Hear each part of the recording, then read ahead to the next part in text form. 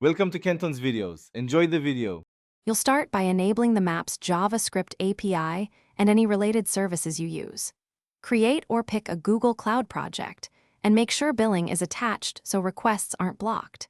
Generate a new API key now, then immediately apply restrictions for HTTP referrers or Android/iOS package names to prevent misuse. Once done, copy the key into your app's configuration and save. This first move prevents quota and unauthorized access errors down the line. Next, configure restrictions and confirm quotas.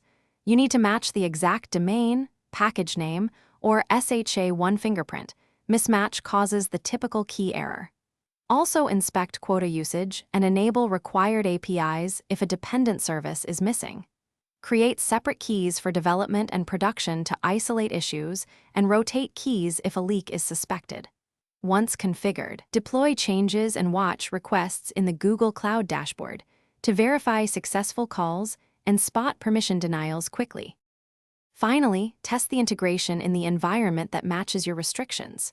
Use an incognito window to avoid cached credentials, and then test on the exact domain or app build.